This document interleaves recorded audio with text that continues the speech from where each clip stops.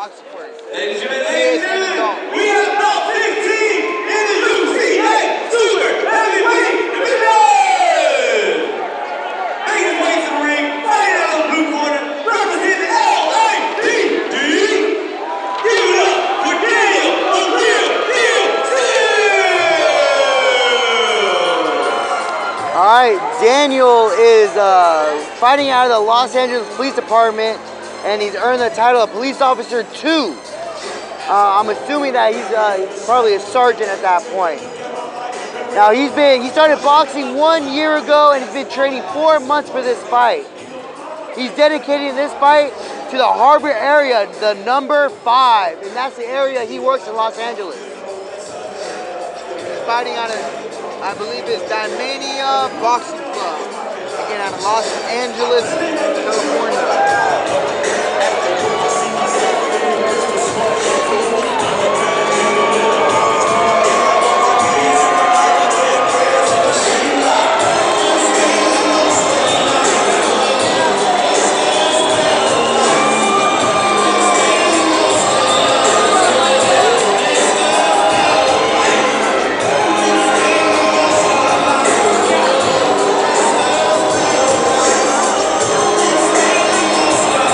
Got heavyweights walking in now.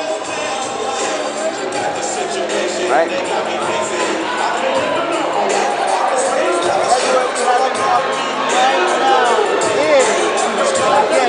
Daniel Steele, representing Los Angeles Police Department. Now, Los Angeles Police Department, they've been fighting really well. They just suffered the first last fight. To the ring, fighting out of the red corner, with the Livingston Police Dept. That's nothing to shy away from because they've been doing amazing work.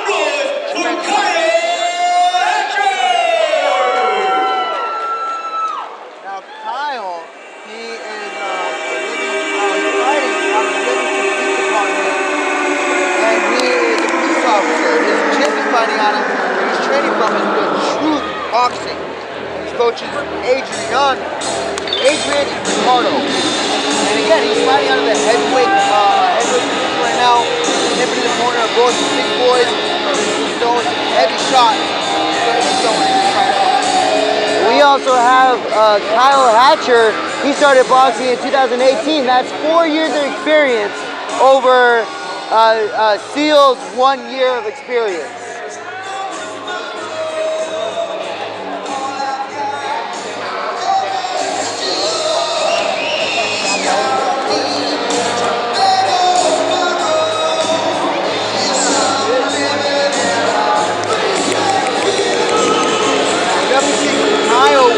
Height advantage here. Definitely seeing the height advantage on Kyle. But sometimes it's not height that takes the win. Like you've seen earlier this fight, for sure. Earlier this night, we've seen height always an advantage. We see across the ring that his opponent, Daniel, seems to be a pretty hefty boy. We'll see how hefty these punches are.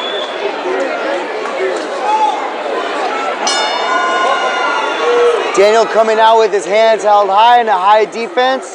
We always like to see that on amateur fighters, protect that chin. Daniel making pushing his opponent backwards, moving in. He seems to be aggressive right at the start.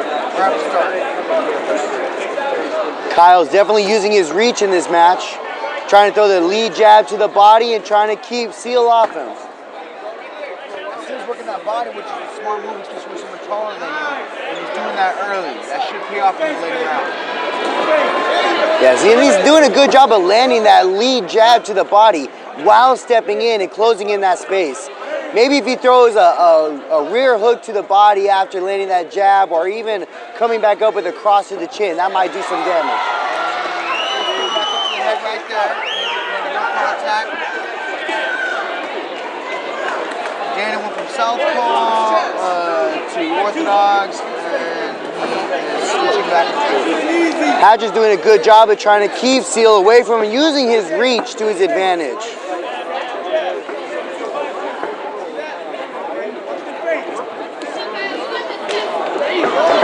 I think Hatcher needs to do a better job of firing punches from a distance and landing from a distance, and not allowing Seal to come in. Oh, but when Hatcher throws that punch to the body, Seal answers back with a mean rear hook to the chin and lands. Daniel keeps working that jab, and he's doing well with it. Hatcher answering back with a combo of his own and making good contact. Ooh. Hatcher is definitely letting his hands go well. Daniel's in the ring, in the corner. Throwing some powerful haymakers to the body of Seal and doing a good job of that. Kyle let a good right hand and put him right back down to the body, showing some great boxing experience in there. The round started off very well for Daniel in the very beginning. He's being very aggressive. But it turns out like Kyle Hatcher was able to come back in the final few minutes, or final minute of the round, and answering back with some good shots to the body. Yes, I agree. Kyle did finish up that last round very strong. It seems like both fighters are already winded after this first round. We'll see the second round next. I wouldn't be surprised if some of that fatigue is caused by some of those monstrous body shots to the body. Yes, they were also throwing good body shots. A lot of people that watch sports or watch the sport of boxing understand that when you get hit to the body from someone who knows how to throw a punch, it can take a lot out of you. So these fighters throwing the punches the way they're throwing to the body is causing some good damage on both sides and causing both fighters to feel that fatigue. In that second round, Rick has been doing a tremendous job all night. Keeping the fighters safe and taking care of some good shows. Kyle answers back with a nice right. You'll see her throwing a rabbit punch to the back. Didn't get caught, but hopefully we refrain from doing that. Kyle Hatcher trying to parry the punch and counter with the same hand, which is a very impressive move to do.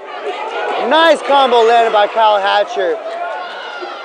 Nice back and forth, but Kyle again is countering well and seems to be taking the better of the exchanges. Yeah, Daniel's got to start firing punches back if he wants to stay in this fight. Because right now, Kyle Hatcher is learning what's going to work. And Kyle is not just throwing, he's looking for openings and he's finding them. He's doing Really working his openings and he's working the headshots and body shots. Beautiful uppercuts. And he earned a standing 8 count against Daniel. That was a good call by the referee. Calling the standing 8. Kyle was letting his punches go, landing at will. We'll see what the response is from Daniel. Interesting advice from the corner for Hatcher. His corner told him to calm down. I had to disagree with that because Daniel's landing some amazing punches. Daniel just got, Kyle just got hit. Nice cross from Daniel. Seems to daze Daniel or Kyle, but Kyle seems to shake it off and get right back to work. Yep, Kyle's definitely going back to work, looking for the open shots and not throwing anything too wild. He's finding his shots and he's taking them very well.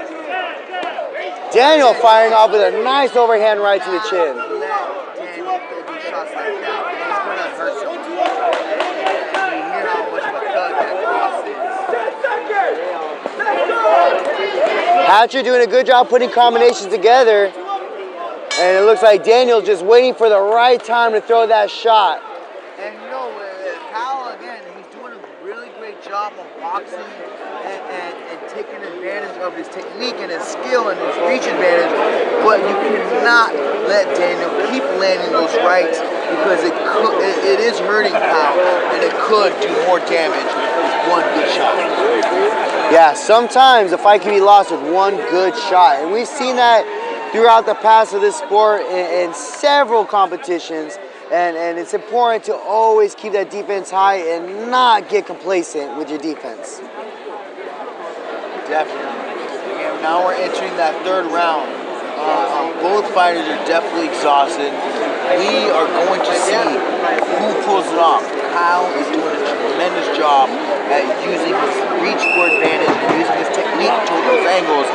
But again, Daniel is a dangerous individual and he can change the fight with one punch. I agree. When you see those punches that Daniel's throwing and when they land, you darn near feel it for his opponent. Right now, Daniel's got Hatcher in the corner and trying not to let him out.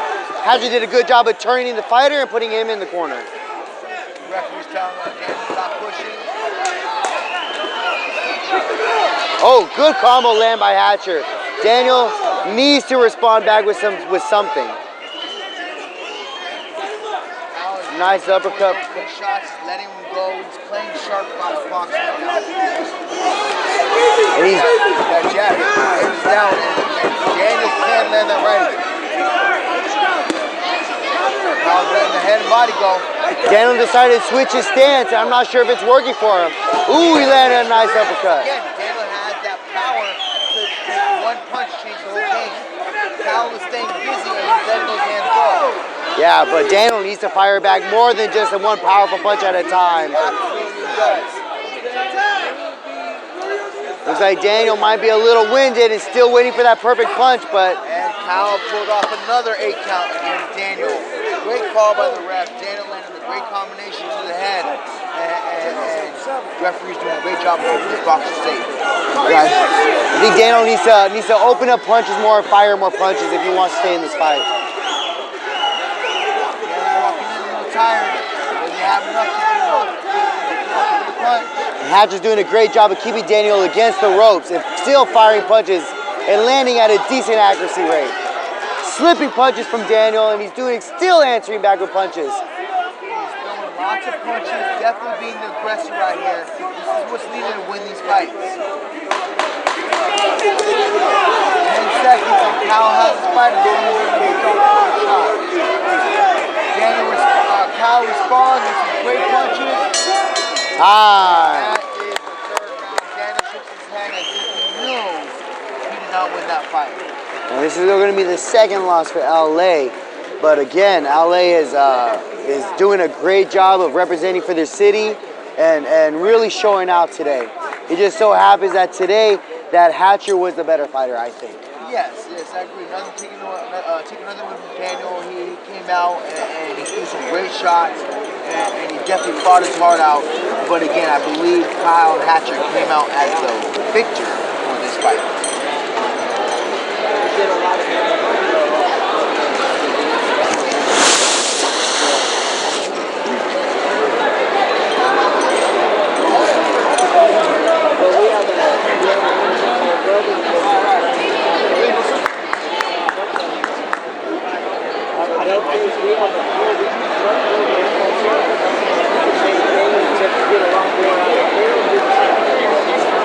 We're going to hear the winner from this fight. Again, we have Daniel Sills representing Los Angeles Police Department and Kyle Hatcher representing Livingston Police Department. Again, giving lots of respect to both these fighters.